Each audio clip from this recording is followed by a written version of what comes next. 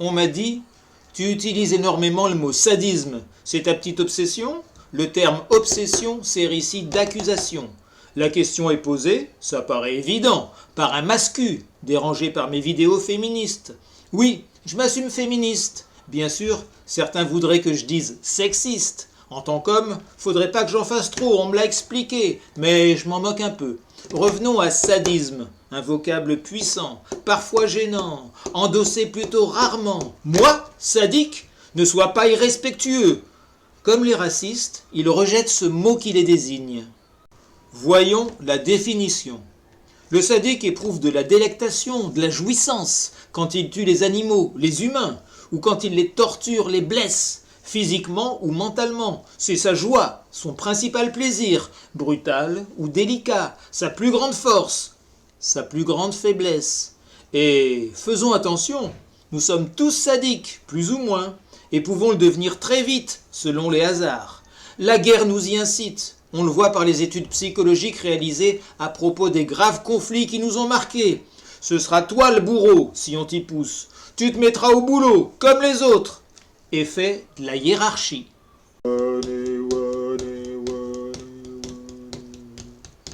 On peut classer les gens en deux catégories, en proportion de leur capacité sadique. Essayez. Cette idée n'est pas si excentrique. Vous apprendrez des choses. Vous verrez la vie autrement.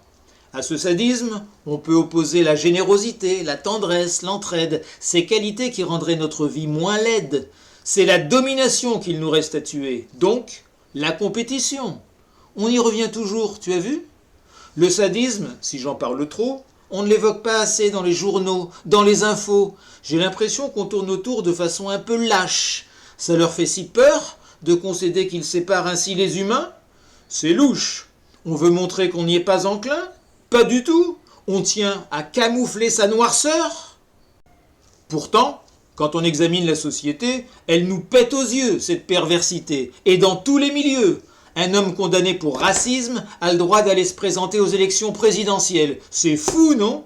Un président exige de ses policiers qu'ils tirent sur la foule, et des yeux sont crevés, des mains arrachées dans la manifestation.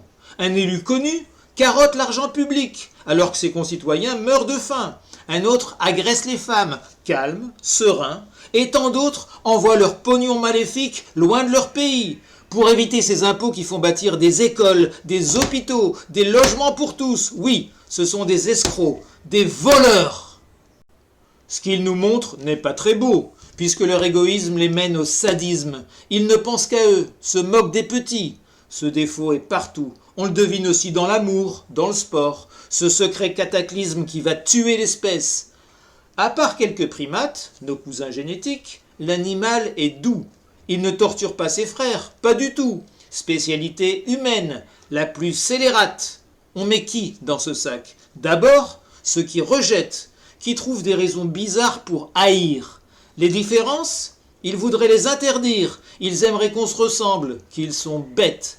Les étrangers, les homos, les écologistes, les femmes, les trop vieux, les trop moches, les gros, les trop grands, trop petits. Ils n'aiment pas les trop, les roux, les métissés, les droitards, les gauchistes et tous les autres, même les petits-enfants. Le sadique fait mal, il y prend du plaisir, on l'a élevé ainsi. Ce qu'il veut, c'est jouir de la douleur de l'autre, comme dans le temps d'avant, quand il pouvait nettement ressentir le bien, le mal, ce dont il va se souvenir plus tard, carrément inconscient, sans tout saisir, car le sadique, en fait, est là pour reproduire. C'est sa lointaine mémoire qu'il nous rejoue, qu'il se rejoue, les événements douloureux qu'il annule ou qu'il répète, méticuleux sans le savoir, et il n'y comprend rien du tout, ça se voit. Est-il possible de le guérir? Ça demanderait des soins, donc de gros moyens, dans un pays qui adore les souverains, les vedettes, les stars. Parfois, il faut choisir. Et on l'a fait. La société est mal barrée, rongée par le virus de la compétition, celle qui nous conduit à la domination, donc à la violence. Le sadique, installé dans cet univers de guerre, est patient. Il attend. Va-t-on lui reprocher son tropisme? Ce serait un peu gros. On le pousse au sadisme chaque jour, chaque nuit, continuellement. Tant que les gens n'auront pas vu d'où vient le mal, on tournera en rond, les sadiques tueront ou blesseront les innocents. Nous finirons par trouver ce sadisme tout à fait normal.